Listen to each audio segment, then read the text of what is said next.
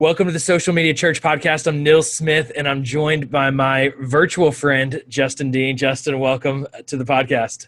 Hey, Nils, man, we're more than virtual friends, aren't we? I feel like we're closer than that. So I believe that virtual friends are real friends, but you and I have never met face to face. I feel like a big hug is in our future at some point, like a full frontal squeeze. It's going to be a full-on bro hug when we meet, man, because I feel like we have met, but no, we've just known each other a long time. Yeah, but legitimate friends, even though we don't get to hang out face-to-face or haven't yet. I asked Justin to do kind of this urgent, I call it urgent, it's hot on my mind, podcast about how to handle disasters when they happen in the church. And I say disasters, not necessarily even just disasters in your church, but disasters period, like when we think about the attacks in France or when we think about something that happens in our world. And so what's happening right now in our country is the hurricane in Texas. And so you're seeing churches everywhere, I think, are kind of going through this. How do we respond? So there's certain situations where those that in Houston or in Corpus Christi, how do they respond? But then others, when you're in, New York, how do you respond to what's going on in Houston? What do you say? How do you address it? So you're the expert in PR. You literally wrote the book on it for churches. That's why I wanted to reach out to you and share your thoughts. So maybe let's just start with that. If you are a church in Georgia, which is where you live, to this, let's talk about the specific situation. Then we can talk just general speaking. How should a church in Georgia respond to the hurricane in Texas? Well, I mean, Georgia, for an example, we're not too far away. So, I know churches who literally are loading up U-Haul trucks and driving over there with supplies and whether they have a plan or not, they're just showing up and trying to help. Other churches are kind of listening online and looking for those needs and trying to help where they can. Most are just, what can we do from afar is raise money. Money is needed in these situations. FEMA comes in and helps out, but that money's not going to show up for years. And sometimes it's, if you don't do something exactly right, you may never see that. And so there's people with real needs that the church can meet. And so, I think that's the least we could do is raise money. Well, no, I take that back. The least we can do is post a graphic saying pray for Houston and then go back to our normal lives. Prayer works. Let's pray and continue to pray. But if you're actually praying, I feel like it should push you to action of some sort, whether that's giving, showing up in a truck or meeting needs some other way. So I applaud the churches who are, and the individuals and companies and organizations who are jumping in and trying to actually do something to help. Yeah. So it sounds like you kind of have three options where, from a communication standpoint, you can post a graphic, post something to say, pray for Houston, pray for Texas. Mm-hmm. You can, too, raise money for the certain scenario. So pray for Houston, and if you'd like to donate, we've set up a special fund. Yeah. And then third is you can load up a truck and say, hey, if you want to go, we're going this weekend. We're loading a truck, or you can bring some goods. So those are kind of three options. How do you know what's the right option? Because you can't respond to every single disaster in the world. Sure. How do you measure that? How do you kind of know what's too much or not enough? Yeah, well, I mean, like I said, we're not too far from Georgia. So for some churches, if they have the means or the conviction, it makes sense to go drive a truck. Now, driving a truck from New York, that's probably not for everybody. I think if it's within your means and your reach, then do what you can. At the end of the day, you don't want to look back and go, you know what, we could have drove a truck over there. And we didn't. Because why? Because we were selfish, because we were, whatever the reason is. So I think you need to look at where God is calling you in this and listen to the Holy Spirit and just have some discernment about what does God want me as an individual to do, and what does God want us as a church to do if you're leading a church or part of a church, and and just obey. But I think, if you're from afar, you don't even have to set up a special fund. There's so many great churches, even in the Texas area, that have already set up, pages for these. I think one of them is Ecclesia Houston. or HoustonEcclesia.com. We'll have to make sure we get that right. But Yeah. they've set up a whole page of like, hey, not only our church, but here's some other links to give. Direct people to that. Like, why spread that money out over 500 churches when we could funnel it into 4 or 5 who are actually on the ground doing the work? And, we can create awareness for that as well. But you got to listen to the Spirit. You got to pray about this and find out what's best for your church. Yeah, I love that. And I love that idea of partnering with a local church and the work that they're doing. And I think it's become more complicated, I think, because there's so many non-denominational churches now where historically you just say, what is our denomination doing? And we're going to align with that. Where so many churches now are kind of independently operated. I don't know if that's the right term, but there's lack of a network there, but finding those opportunities to partner, even if there are some theological differences, it's the bottom line. If you're getting some things done in the name of Jesus, let's align. Who cares? Or are we asking the theological convictions and background of the homeless guy before we feed him? Yep. No, like whatever. God calls us to feed him. So, I think in situations like this, like if you're partnering with them to say, hey, if you're in the Houston area, here's a church to go check out. Sure, you might want to check out their beliefs and make sure it aligns. But hey, if they're on the ground meeting needs of the people and you can help facilitate that, then great. Go for it. I don't think you have to look too deeply into that. Now I think through the local churches like that is probably a better use of our money than even giving to some of these bigger organizations. Like, I love the Red Cross. I love Salvation Army. There's definitely some good big organizations that are, showing up with trucks and showing up with supplies and stuff like that too. And those are great to give to. But, at the end of the day, there's a lot of big organizations that, there's still something like $14 million sitting in Haiti bank accounts that haven't ever been used. And it's like, man, they're just sitting there. So I think choose wisely, be shrewd with your money to be able to give it to places that are actually going to use it right away, meeting the needs of the people. Yeah, I love it.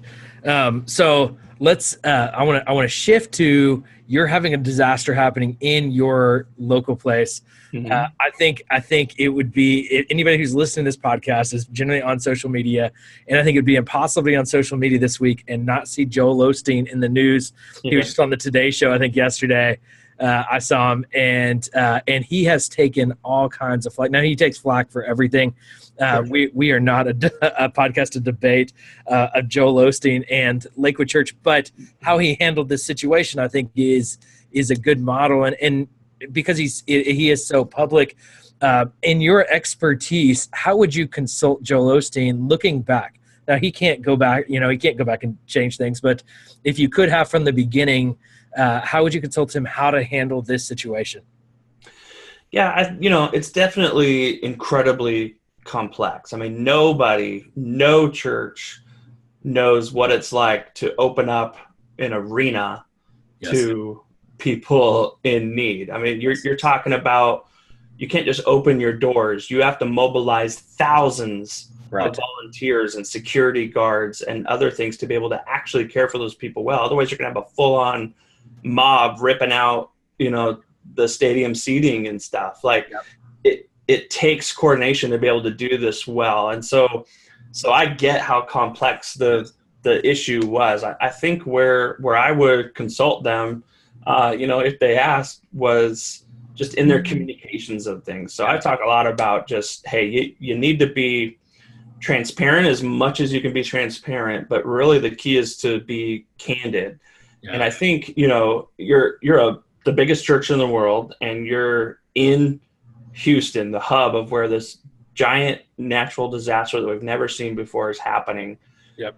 You need to pause for a second and maybe turn off the auto tweets, turn off the scheduled platitudes and things like that, and focus on like what's at hand happening in your community. I mean, this is the biggest natural disaster to happen in the area, and they're saying one of the largest natural disasters to happen ever.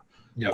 And so that's a big deal. Like if you're not paying attention to that and being part of that conversation, then I think you're really missing an opportunity to be the church there. So I think they communicated a few things and people jumped on them because they're Lakewood and Joel Osteen, but I think that they could have used those platforms to actually have conversations with people and walk through the different scenarios. Because I don't think, when you take a larger picture and you take a step back, I don't think they really did anything wrong. What they did wrong was not communicate what was happening. So people are making up their own story. They're making up their own accusations.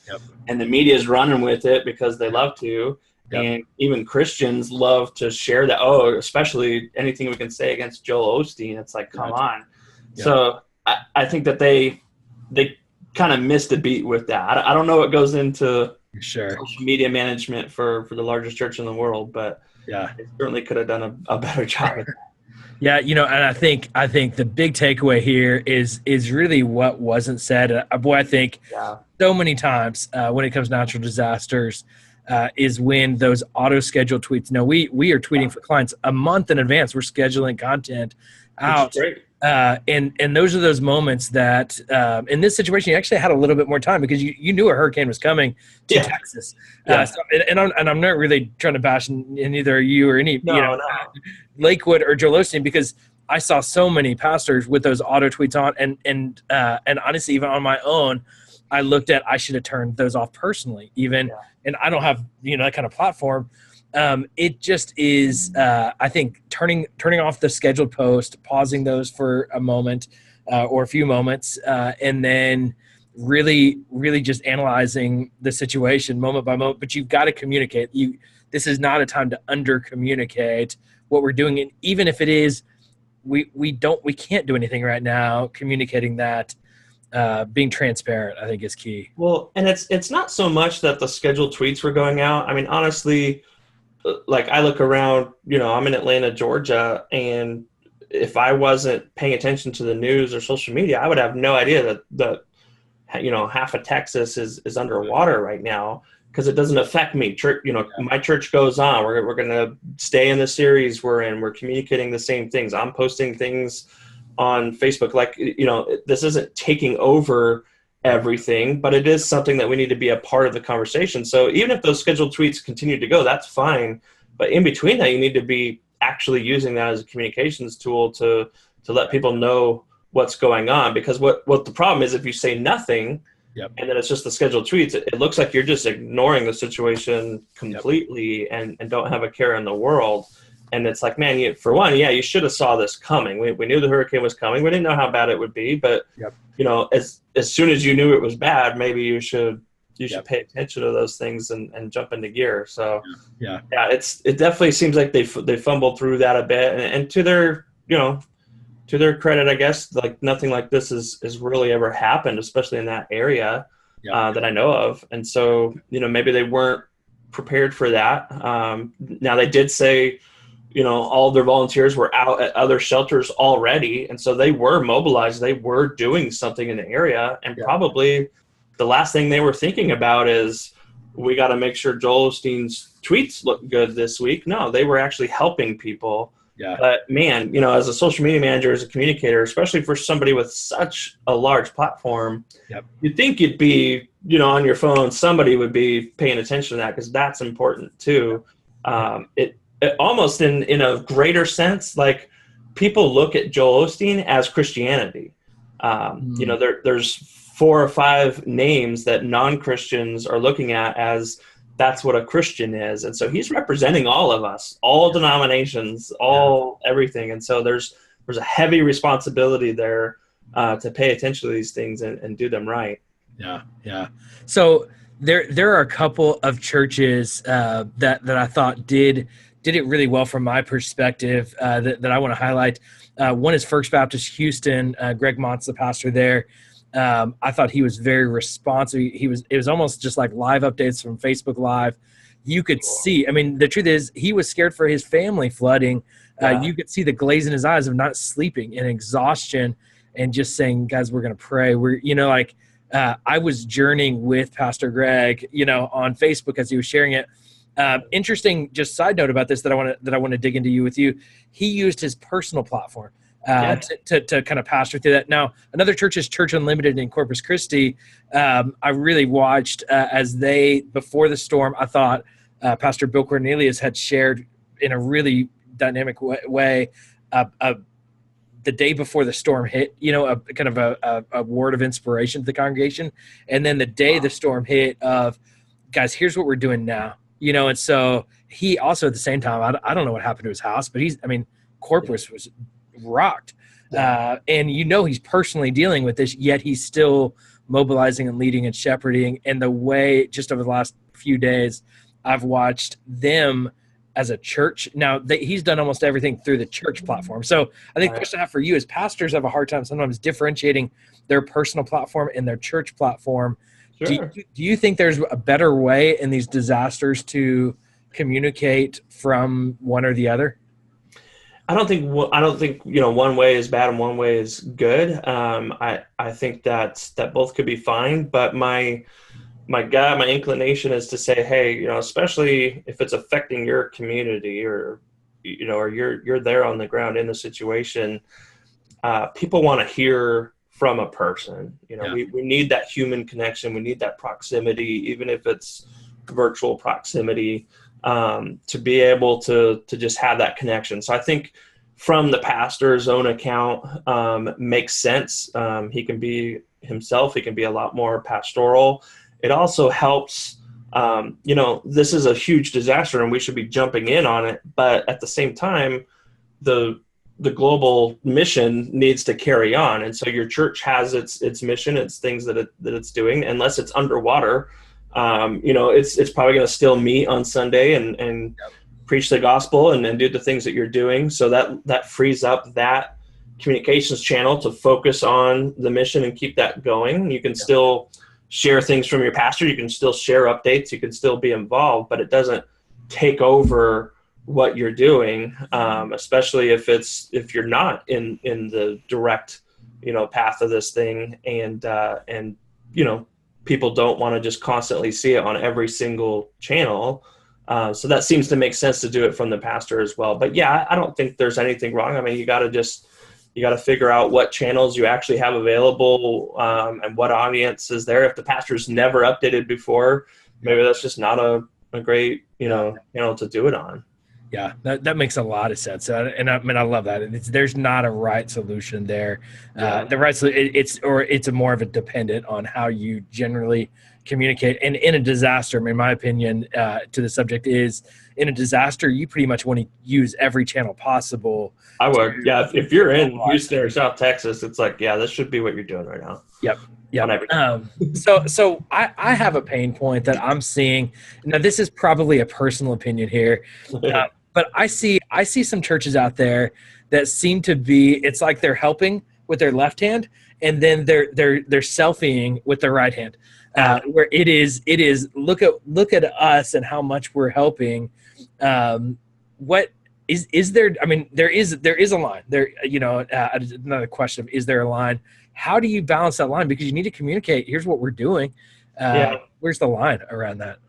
Yeah, I mean, I touch on that kind of stuff in the book too. Like part of PR and crisis management is part of this proactive side of you need to tell people when you do good, especially to secular media. Like if you're trying to get more eyeballs on what you're doing, which hopefully funnels down to spreading the gospel, you need to tell them, because they're not going to be looking for that. What they're looking for is Joel Osteen stories that they can blow up out of proportion and make us look bad, because that's what sells. That's controversy sells. So they're not looking for the small church who, organized thousands of supplies. It's like, yeah, cool. We expect them to do that.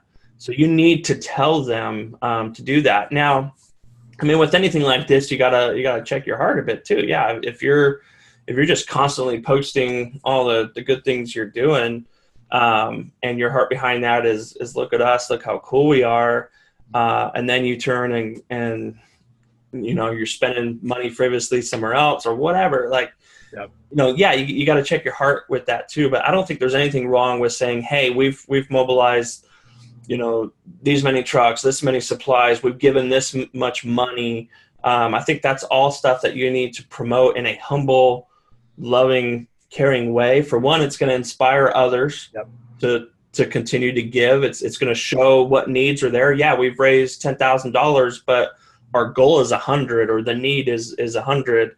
And so continue to give, but praise Jesus that we've been able to give this much. Things like that. I think, it's all just candid communication is really the key here to keep people aware of what's happening, what the needs are, how they can help, and what you're doing.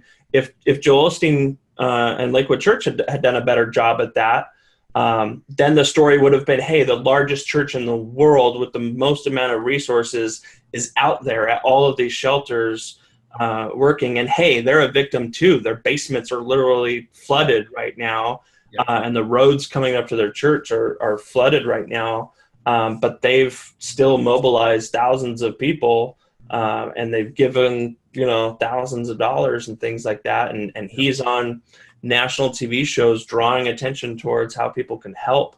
Like that should have been the story. It should still be the story, but instead it's like, it's just fizzled out to, oh, they did what they could because of the pressure. It's like, no, they were already doing more than any church possibly could because they have the resources to do that. It's just crazy, but they fumbled through that a bit to be able to show exactly what they were doing. Probably because they were just like, this is what we do. It was probably from a humble approach. But I think that with a platform that size, you've got to put it out there. Yeah, that makes sense.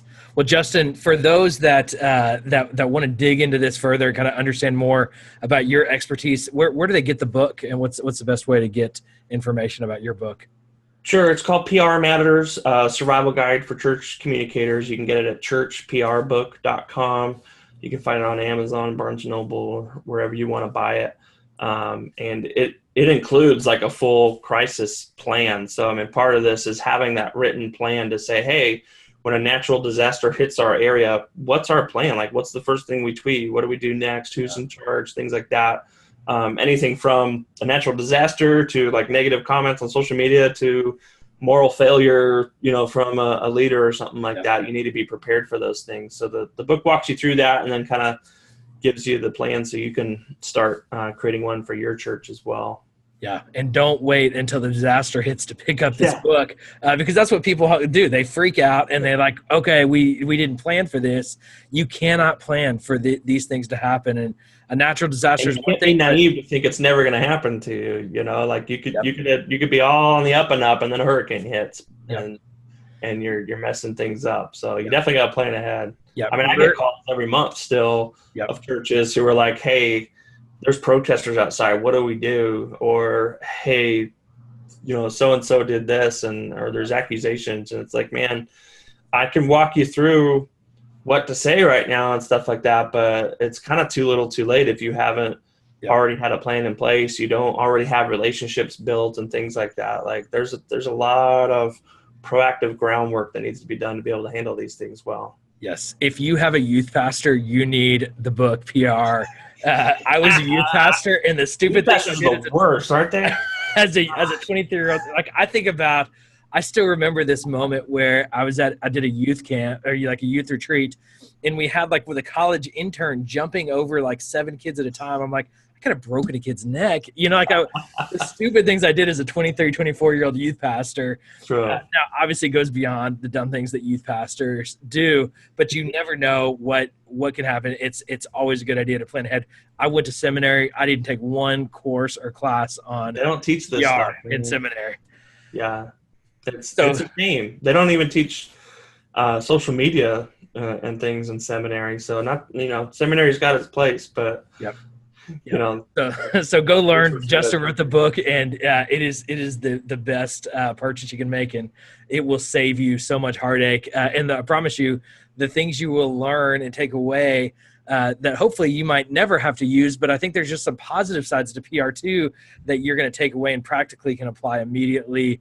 But prepare you for those other situations. So go get the book. Justin, you also run a series of conferences. I feel like anybody who's in church ministry probably already knows about that, but it would be good for you to just share a little bit about that church conference and what you're doing in that realm. Yeah, I mean, we call it ThatChurch Conference. You can find out more at thatcc.com. We've actually got our third annual conference here in Atlanta coming up at the end of September, and we're live streaming it for free for the first time. So if you go to thatcc.com, you can actually sign up and watch online from wherever you are, and we'll continue to do stuff online. But I mean, we're just trying to teach churches how to communicate well, not only through PR and crisis stuff, but just how to utilize digital technology around you, social media, websites, apps, things like that. Like, churches are still so far behind on this stuff, and we're just trying to teach them how to embrace the technology around them to be able to spread the gospel as far and wide as they can. Yeah, that's awesome. And we are going to have you back on soon, where you and I are going to be arguing about apps and websites and some of those things. So right. we're going to tease that in advance. So we're friends today. We might not be friends tomorrow, but we will see. Justin, thanks so much for taking the time to share your expertise. If you have a question about PR and around this conversation, don't hesitate to use the hashtag SMC Podcast or send us a message on Facebook. Check out our messenger bot there, and we will respond. And we do respond to every single message you send to us on Facebook. So thanks for joining us on this episode of the Social Media Church Podcast.